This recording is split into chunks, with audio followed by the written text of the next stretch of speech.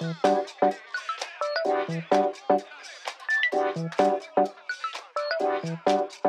think that there are musical theater people who are into Blink-182, and vice versa. You might have some people who lean more in the punk side who, maybe occasionally they'll dabble in show tunes. But what's kind of been that process for you of kind of combining both of these worlds? Well, ultimately, for everyone listening, my goal from the beginning was to not change their music. And I think when I initially started writing this, I got kind of like shit for it in the sense, and this is like years ago on Reddit and stuff, like how lame, how dare someone try to turn this into a show tune thing. And I'm like, oh man, like they don't get it. Like I'm a punk rock kid at heart who loves theater. So I don't want to change anything. If I could copy and paste their exact recordings without the voices and add whoever characters I have, I would. I would prefer Blink goes, here's our masters, do what you want and have a live band do it. But so I want people to know I'm not here to change their songs. I'm not turning it into Broadway jazz hands type stuff. And right. Weirdly enough, people think that sometimes. But luckily in today's day and age with rock musicals being more accepted and open and 90s musicals kind of coming about, stuff like that, I think people get it like, oh, there's probably a little edge to it or whatever it may be. But my goal is to not stray away from their music as much as possible. And the only time it does in this show is, what is it? What is that song? It's on California. Anyway, there's like one duet. It's on the Instagram. Where instead of like drums and bass, it's just acoustic guitar, and it's a girl and a guy singing a duet, opposed to just Mark Hoppus type of thing. So yeah, a girl sings "Stay Together for the Kids," stuff like that.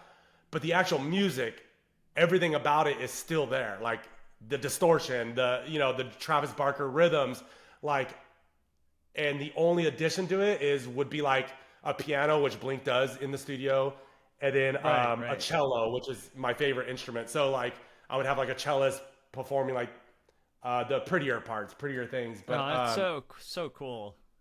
Thank you. So with that said, my goal is to not change the music. And as far as hoping to be accepted amongst punk kids and theater kids is a very fine line. And my goal with that is to not change Blink's music, but to have everything story driven and to make sense and to support what the show is. And that would hopefully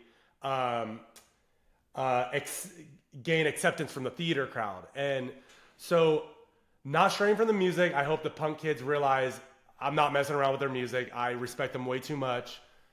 And I want theater goers to be like, damn, this story is so deep and has so much depth to what they're doing, even if it's about like a dick joke. There's a reason why it's there, and there's a reason why it's funny. Yeah. And then it goes to Adam's mental health in the show and stuff like that, where it's like, oh, damn, like you're not just here to play Blink songs. Like there's an actual story to be told and a message at the end that I'm trying to get across as far as, being there for each other and love and light. And so it is a fine line, and it is a fear of mine. I do think it will be accepted, but of course it's a fear as a writer who's been spent so long on it that will the theater audience be okay with stuff like that, those songs being performed on stage, because it does perform in the show.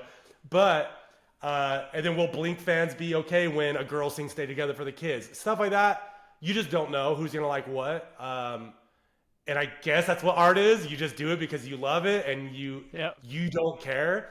And if it's accepted, that means it'll be successful and it'll stay around for a while. And if it's not, my only goal is to put this up somewhere probably in my hometown in the Inland Empire for like one weekend for free, film it and just be like, I did it and it's over. And that's the worst case scenario. I have to see it happen on stage at some point. Besides the workshops I've been doing. So, so hopefully people accept it, but I think I spent enough time on it, polishing it, that I think both worlds are going to enjoy it.